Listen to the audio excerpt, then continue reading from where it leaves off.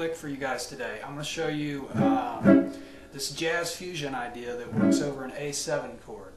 So really quickly I'll show you the A7 I use, because if you're going to maybe record a rhythm track to play over, you don't want to use that old beginner A7, you want to use something a little nicer than that.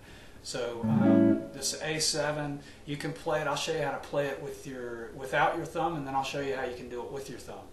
So we can do it just with the fingers without using the thumb by using the first finger on the 5th fret of the 6th string, and then the second finger also on the 5th fret but the 4th string, and then the third finger also on the 5th fret but on the 2nd string. So you'll notice my fingers are skipping strings here. I got all in the 5th fret, fingers 1, 2, 3 going on strings 6, 4, 2.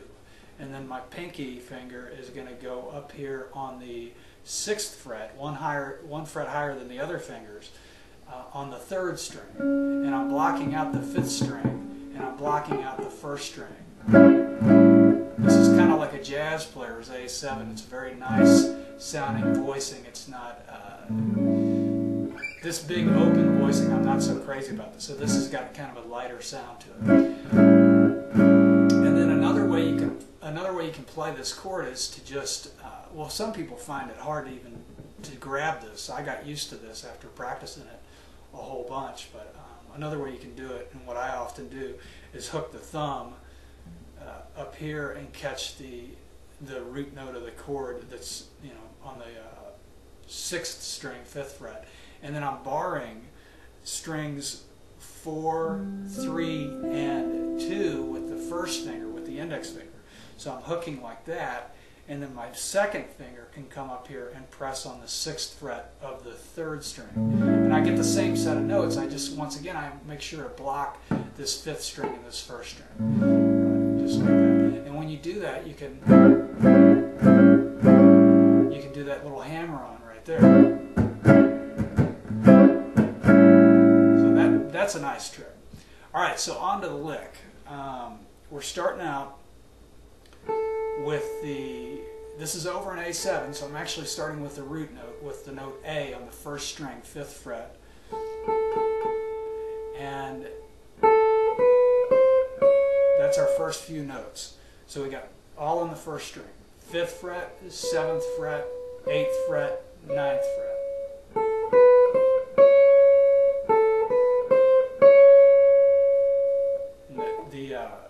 It ends up being a root note, 2nd degree of the scale, a flatted 3rd, and then a 3rd, where we're resolving to the 3rd of the A7 chord.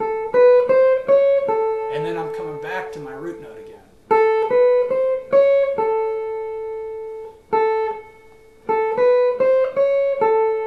There's the correct picking.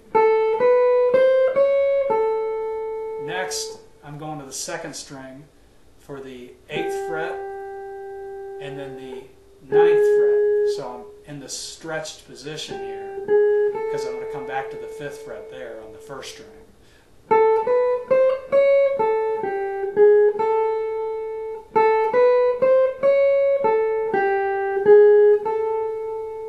One more time.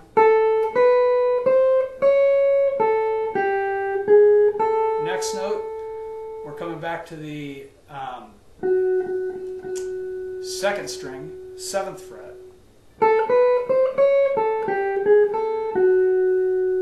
Now the tones we get, I'm going to go over those really quick for you guys that are kind of theory guys and want to understand this and how it works over a chord. We're getting the root, the 2nd, the flatted 3rd, the 3rd, and then back to the root, then the flatted 7th, using an outside note or passing tone, moving to the 7, and then back to the root, and then the 6th degree of the scale. Then a flatted 5th. Right here I got my flat 5, 3rd string, 8th fret, and then the sharp 5 or the flatted 6. Those are both outside tones. A lot of tension in both of those notes when you're playing over the A7 chord. So flat 5, sharp 5, and then resolving back to the 5. So we played on both sides of the 5th. We played a note a half step underneath, and then we played the note a half step above the 5th. So I've heard that called note trapping. You're kind of playing around the note you want to resolve to. So tension, tension, and then I resolve to the 5. So third string is 8th fret, and then second string 6th fret, and then back to the 5th fret on the second string.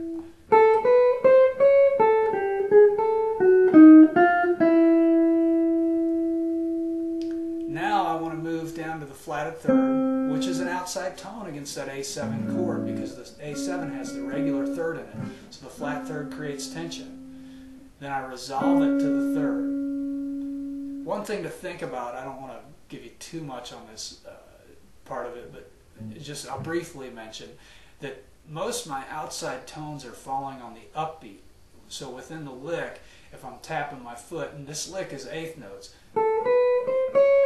most of my outside tones are actually falling on the upbeat to where when it hits that downbeat, it resolves to an inside tone. That's not necessarily always the case, but I would say in this lick, it's probably the case, if not all the time, most of the time. And that tends to work better than if you play an outside note on a downbeat and then go to a resolved note on an upbeat. And that's a little trick that most guitar players actually don't know about. So if you keep that in mind, that'll help you when you're constructing your own ideas and your own licks. So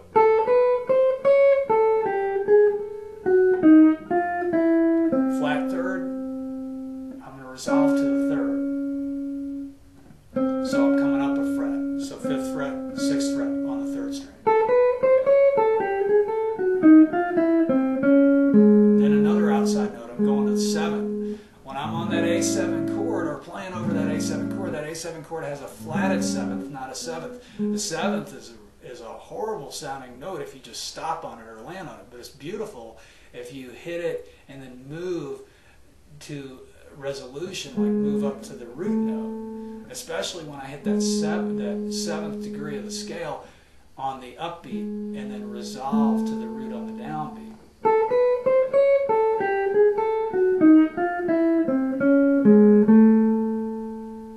Plus in that lick I'm getting these nice 4th intervals. Oh, let me do that from the top. Well, there we got a 3rd, but there's a 4th interval right there, so that's a big interval leap, and that kind of creates a nice sound in there.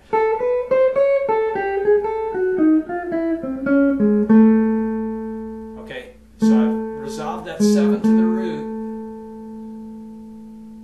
and now I'm going back to the flat 7th, which is an actual chord tone, and that's on the 4th string, 5th fret.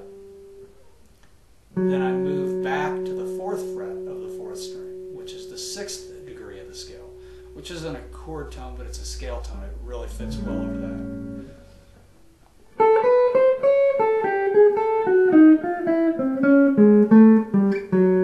Now I'm back position-wise. I've scooted my hand back.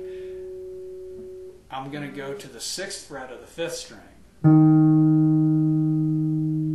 which is a flatted 5th. And then resolve that to the 5th on the downbeat. The 5th degree of the scale. It's actually the 7th fret of the 5th string.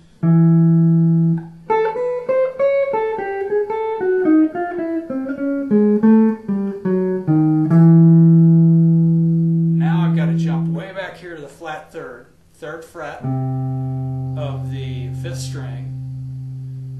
Resolve it. That's an outside note. It comes in on the upbeat, and on the downbeat I resolve it to the 3rd degree of the scale, which is a chord tone. So 3rd fret, 5th string, 4th fret, 5th string.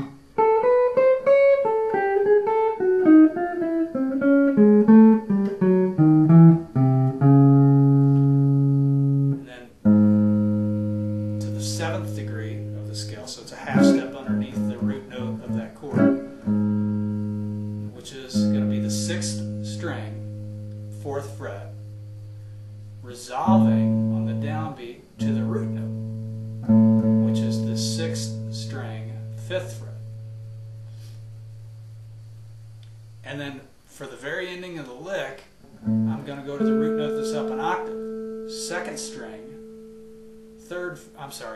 3rd string, 2nd fret. And then I'm just going to walk that back in half steps. So it's going to go from the root to the 7th degree to the flatted 7th, which is that open G string. And that's the lick. Let me do that again.